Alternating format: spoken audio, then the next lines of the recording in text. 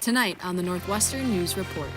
Northwestern and Jewish Voice for Peace at odds. The university shutting down multiple events. And early voting began in Evanston yesterday. We talked to voters about what issues matter most to them. Plus, Evanston residents run for their lives in a creepy competition. All that and more tonight on the Northwestern News Report. It's your news right now.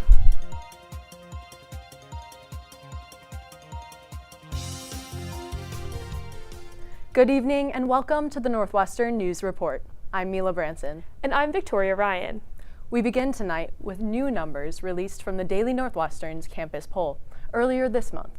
The Daily polled undergraduate students, gauging their opinions on politics, social life, and Northwestern President Michael Schill.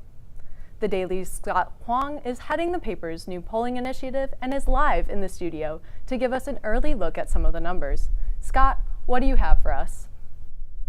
Thanks, Mila. 2 weeks ago, the Daily's first undergraduate poll received over 1,000 responses from Wildcats. Now, we covered a range of topics, but I'm going to break down just one for you today: how students feel about Northwestern's University President Michael Schill. Let's start with the top line numbers. Approval rating. That's the percent of respondents who said they either strongly approve or somewhat approve of Schill's job performance. Now, you can see in the blue that Schill gets a 32%. Now, 32% doesn't sound high, but you can see that students also had the option of giving one of two neutral responses, either no opinion or neither approve nor disapprove. So we have to put his approval numbers in context with his disapproval numbers. You can see that in purple, the percent of students who somewhat disapprove or strongly disapprove of Schill's performance is 34%. 32% approve, 34% disapprove. That means Schill's net approval, his positives minus his negatives, is very close to zero, minus 2%. So overall, students are pretty even about how they feel about Schill's performance. But let's take a closer look at the numbers. You might wonder whether anything changes if we take out the first years and transfer students who haven't been at Northwestern for very long. Well, something does change. Among only the returning students, that's second years and above, Schill's approval rating looks actually pretty much identical at 32%, but a lot more students disapprove, 42%. That gives him a much lower minus 10% net approval. And in fact, you can see that Schill's net approval drops steadily as you look at the older years. Just look at these disapproval numbers, which get worse as you go down toward the fourth years. Among first years, he has an overwhelmingly positive plus 20% net approval. Second years give him a lower, but still positive, plus 6%. For third years, it starts plummeting, minus 17%. And for fourth years, it hits a low of minus 25%. One more thing.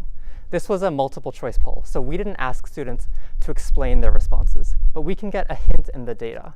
Another one of the questions we asked was how students felt about the encampment, which was set up on Deering Meadow in the spring.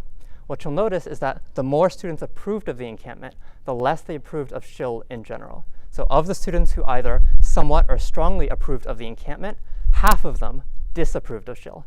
Meanwhile, Schill had a 55% approval rating among students who disapproved of the encampment. This data suggests that students are seeing Schill in opposition to last spring's encampment. Overall, we've seen that Schill's approval numbers seem to be heavily influenced by on-campus events from last spring, and we'll have to see how those numbers change going forward. Thanks for having me on. Back to you at the desk. Thanks, Scott. Check out the full results from the campus poll later this week on the Daily Northwestern's website and social media accounts. While President Schill's handling of the encampment stands as a debated topic on campus, the university's new demonstration policies are adding to the conversation. These policies were enforced earlier this week when Northwestern's chapter of Jewish Voice for Peace built a sukkah on Deering Meadow. NNN's Ellie Skelly was at the scene. Here's what she found out. NUPD, KKK, IOF, they're all the same. The sound of splintering wood on Deering Meadow tonight, when Northwestern police brought what Jewish Voice for Peace called a religious celebration in solidarity with Gaza to an end. Only care about supporting genocide. It is painful to see such a beautiful example of Jewish community with my fellow students with whom I forged such a beautiful community be torn down, and be torn down by this institution that is supposed to care about me. Sukkot is a week-long Jewish festival traditionally observed by building a sukkah, an outdoor hut, and spending 8 days living in it. One of the core parts of the holiday is dwelling in the sukkah, which means sleeping there. Members of JVP said that their sukkah stood for the, quote, immediate end of the U.S. supply of arms to Israel and for university divestment. We were peaceful, we were singing some songs, doing some prayers. JVP planned to celebrate the holiday on Deering Meadow for the duration of the week. The group gathered at 6:30 p.m., but by around 9, university officials approached the organizers, saying they were in violation of the university's display policy. To watch it get torn down by Northwestern police officers at the discretion of student affairs was unsurprising and still devastating. These policies, put in place in September, state that, quote, any installation of a 3D display on university property must be reserved through Norris Outdoors, and that installation of tents is prohibited. They told us that if we did not leave the sukkah and if we continued celebrating our Jewish holiday, we would be arrested. Northwestern spokesperson John Yates told NNN in a statement, quote, a student organization that is not registered with Northwestern had requested university permission for the event, but was denied. Yates went on to say that, quote, these students face disciplinary action. We are certainly not afraid, and we are certainly not discouraged. From Deering Meadow, Ellie Skelly, Northwestern News Network. And Jewish Voice for Peace gathered again on Friday in what they called a celebration of Sukkot. At 4 p.m., students, faculty, and members of the Evanston community met at The Rock. They sang songs, read prayers, and built a second sukkah. During the ceremony, a Northwestern official had a conversation with JVP members, saying they were in violation of Northwestern policy and that they could either remove the sukkah themselves or have Northwestern remove it again. JVP refused to comply with their demands, and at 6:30 p.m., the sukkah was removed by university officials. In a statement to NNN, university spokesperson John Yates said that JVP's status as a student organization was frozen at the beginning of the academic year due to, quote, not fulfilling the necessary requirements to maintain its status. Yates went on to say that the Office of Community Standards is currently reviewing a, quote, matter regarding JVP that, quote, further necessitates a pause on their recognition status. However, in a press conference with JVP member Paz Baum, JVP said that they had only become aware of this recognition status earlier that day via email. JVP believes that the new policies that Northwestern implemented are designed to suppress students at the total discretion of university officials. As the investigation into JVP develops, we will continue to keep you updated. Earlier tonight, former U.S. Secretary of State John Kerry visited campus, holding a lecture at Kahn Auditorium. NNN's Arya Wozniak is live outside of Kahn, where Kerry finished his speech a little over an hour ago. Arya, I know this discussion surrounded geopolitics. Thanks, and global Mila. business. I'm here What were your outside takeaways? Kahn Auditorium, right where John Kerry had his speech. Now, tonight he didn't talk about the election or conflict in the Middle East, but he did talk a lot about climate change. He talked first primarily about our capacity for governance in a polarized political climate and said we run on the problem and not on the solution, and that the rest of the world can see this. However, he was really optimistic and said we have to do what we did in World War II in order to transition away from fossil fuels and reach net zero by 2050.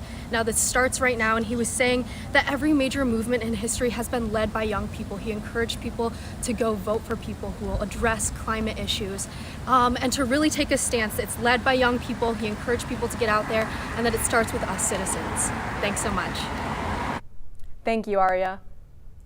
Coming up, how Evanstonians are casting their ballots before the upcoming election. We'll be right back. Go you Northwestern. Go Northwestern, break right through that. With our colors flying, we will cheer you all to go. Go you Northwestern, fight for victory, sweet victory, for the fame of our fair name, and go Northwestern, win that game. Go Cats! Early voting is now underway in Evanston and across Cook County. NNN's Bridget Adu-Wadier spoke to voters who cast their ballots yesterday. You coming to vote? The election might still be 2 weeks away, but some voters in Evanston are already casting ballots. I wanted to vote early because it is a privilege to vote. Some Evanstonians started their morning at the Civic Center on Ridge Avenue, lining up for the first day of early voting Monday. What I've heard, voting this year is going to be very high, so didn't want to wait in line too long. The city joins hundreds of others where early voting has already started. NBC News reports that over 14 million mail-in and early ballots have been cast. Voters can cast their ballots early at the center until November 4th. This week, it will be open Wednesday through Sunday. It was maybe a 5-minute, 6-minute wait before I went into the actual booth to cast my ballot. Weighing the key issues. I'm a physical therapist, so healthcare is a huge issue for me. And organizations like the ACLU and the Evanston Women League of Voters hosting an event on abortion issues on Sunday, pushing for residents to get to the polls. Yeah, we've gone around the state with events like this to really push this idea of people being involved, of voting. Another way to skip the long lines on Election Day, voting by mail. Residents can apply for a mail-in ballot online. The deadline in Illinois is October 31st. Thank you so much for coming out.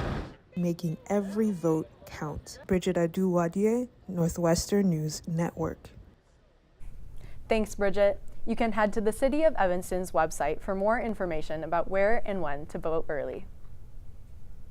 And on the election, there is one Northwestern professor who forecasts the presidential election daily.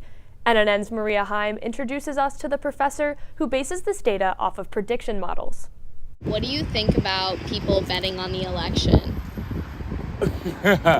I think that's so silly. I mean, I had known people were betting on it. Honestly, it was a bit surprising, but I can't really say I'm that surprised.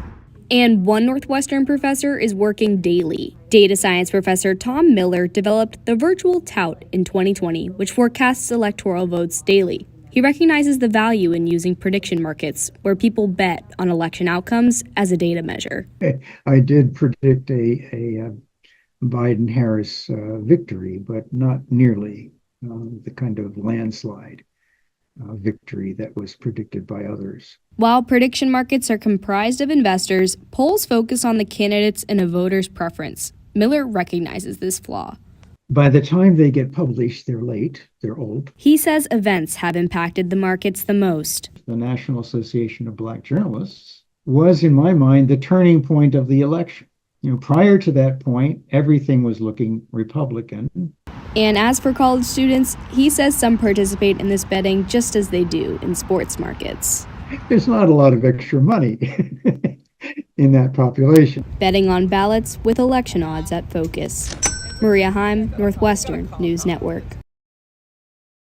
Thanks, Maria. Professor Miller predicts an influx of new investors entering the market within these 2 weeks. Elections on campus are being held as well. The results of the Associated Student Government Senate elections are in. NNN's Lulia Tekel tells us what legislation they hope to pass.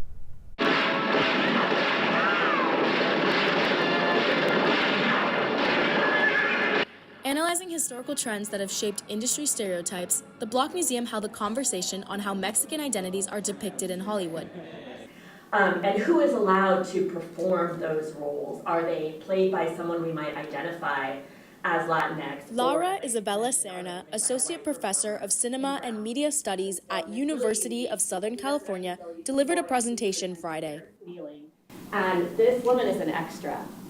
16mm and 35mm trailers from the Academy Archive in Los Angeles were specifically curated. So they're coming from this collection that doesn't normally circulate, so the opportunity that we have here to watch them in this context is very special because you're getting to see them and they're being exposed, and there's going to be a conversation that's happening around them. Following Serna's lecture, the audience was invited to participate. You've already said a little bit about authenticity, and I'm just curious about this relationship between race and authenticity. The federales call him Bandit. The governor's wife called him Lover. Centering conversations about Hollywood's Hispanic stereotypes, from the Block Museum, Anna Kasani, Northwestern News Network. We will continue to update you on ASG legislation in the coming months. Also on campus, last Friday, the Block Museum of Art hosted a lecture screening entitled Background Echoes, Mexicanness and the Production of Race in Hollywood. Annika Swanee takes us there.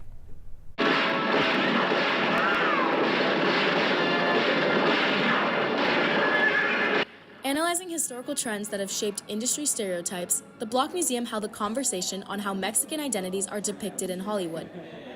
And who is allowed to perform those roles? Are they played by someone we might identify as Latinx? Laura Isabella Serna, Associate Professor of Cinema and Media Studies at University of Southern California, delivered a presentation Friday. And this woman is an extra. 16mm and 35mm trailers from the Academy Archive in Los Angeles were specifically curated. So they're coming from this collection that doesn't normally circulate. So the opportunity that we have here to watch them in this context is very special because you're getting to see them and they're being exposed and there's going to be a conversation that's happening around them. Following Serna's lecture, the audience was invited to participate. You've already said a little bit about authenticity, and I'm just curious about this relationship between race and authenticity. The federales call him Bandit. The governor's wife called him Lover. Centering conversations about Hollywood's Hispanic stereotypes, from the Block Museum, Ana Kasani, Northwestern News Network. For more information on upcoming events, visit the Block Museum website. Coming up, a look into fall festivities in Evanston. Stay tuned.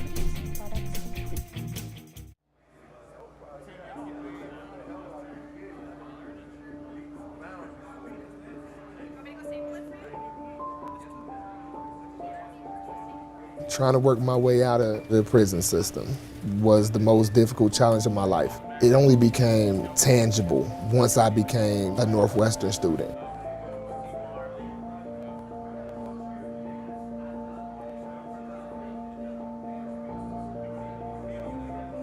One, two, three, four.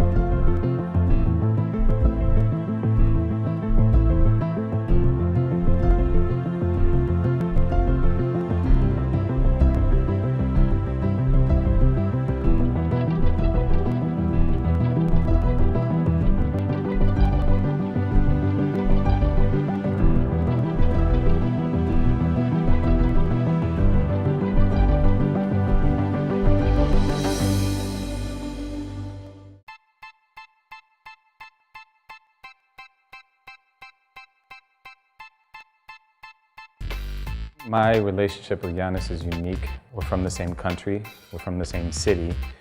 Being a Northwestern alum, I think, has tremendous advantages in the sports industry. To me, that community, it's been with me for 20 plus years.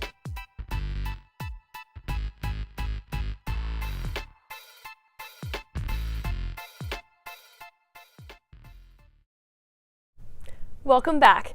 Evanston residents are kicking off spooky season with a new festival. NNN's Rachel Spears has more on the fall-themed fun. Tents with activities, products, and food filled 2 blocks in South Evanston Sunday, giving the community an opportunity to shop and mingle at the first annual Main Street Fall Festival. Welcome back to Main Street Fall Fest is literally just to say welcome back to Main Street. For the first time in 3 years, businesses hope to make up losses after construction on Main Street ended last week. It disrupted traffic and commerce, leading to staff cuts and loss of revenue. We want people to come back and see that Main Street is done, the construction's done, it's brand new, it's smooth, it's safer, it's cleaner, it's greener. From cupcakes to jewelry, vendors of all ages were selling their locally made products. 12-year-old Sammy Carr has been making her own jewelry for 4 years.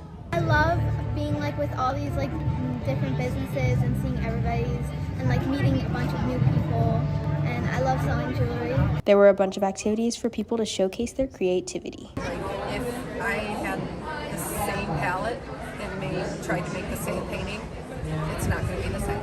Many of the tents held products that are unique to Evanston and its community members.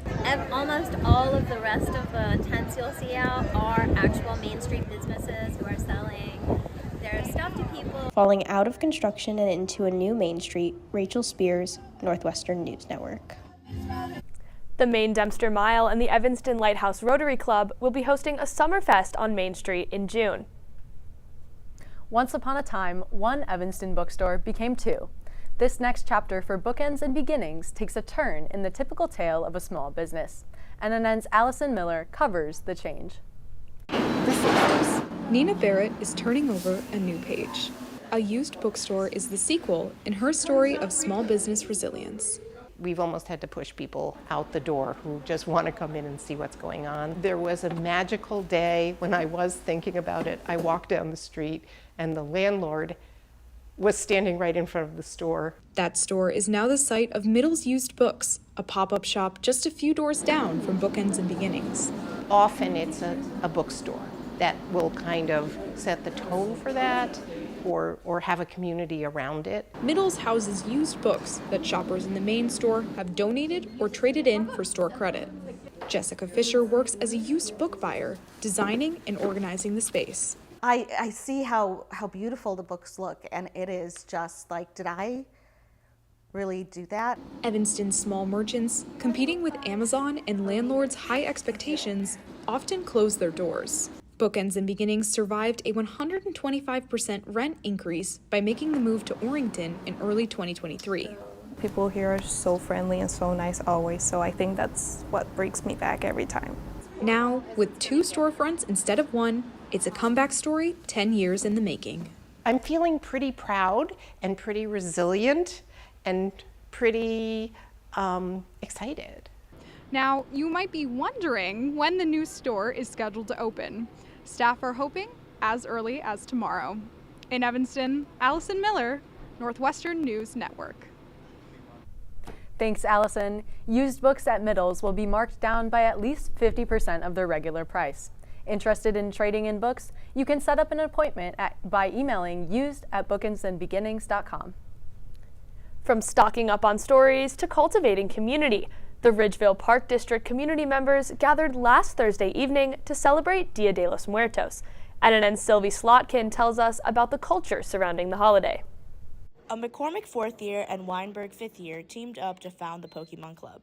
And we just battled in the class and talked about Pokemon and then decided that we wanted to start a club because we couldn't find one here. Playing together after their entrepreneurship class last year, they thought other Northwestern students might be interested in joining them. It's really a great community. I feel like this is going to be my legacy here at Northwestern. Club meetings are held Saturdays at 5 p.m. in the Norris Game Lounge. Pokemon's something that I've really enjoyed for a long time, and it's really cool to be able to play with people and have friends that play here as well. Partnering with the University of Washington's Pokemon Club, they will hold an Open Gen 3 OU, a type of gameplay, tournament this upcoming weekend. The tournament is being held in honor of Rachel Lillis, a voice actress on the Pokemon TV show. She passed away from breast cancer in August of this year. I was really shocked when Rachel Lillis passed. She was so young. She was only 55.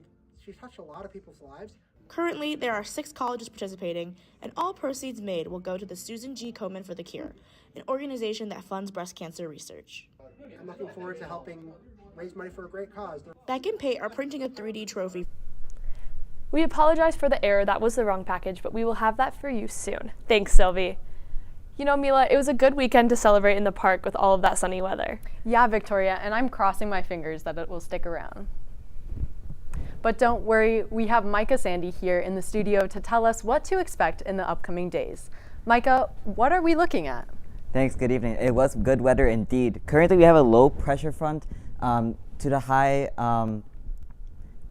currently low pressure system to the north and high pressure system to the east, which are allowing for warm moisture to come from the south, allowing for somewhat humid air. Additionally, this is allowing for southerly winds later on tonight. Later on tonight, the low pressure system will bring this cold front, the blue triangles right there, to the east, which will drop our temperature steadily overnight. So right now we're currently clear, had a high of 69 and a low of 55. Temperatures will gradually drop from the upper 60s into the upper 50s as we head into Wednesday morning. Next 6 p.m. sunset will be until March 10, 2025, so enjoy that before 6 p.m. sunset. That's so sad. Clear skies, no precipitation this week, and then temperatures around town Currently in Evanston, we're at 67, 68 at Skokie, 69 O'Hare if you're catching any weekend flights, 68 downtown, and 69 for Midway, and then Willow Springs, 69 as well. Here's what we're looking at for the week. Rain chance increased late night Thursday and into the Friday morning with AM showers before skies become dry and cloudy. Thanks, Micah. You know, Victoria, I'm actually looking forward to seeing the sunset sometimes now. Yeah, I mean, hopefully the sun's still out when I get out of class, but yeah. After the break, a spine-chilling race brings the undead to Evanston.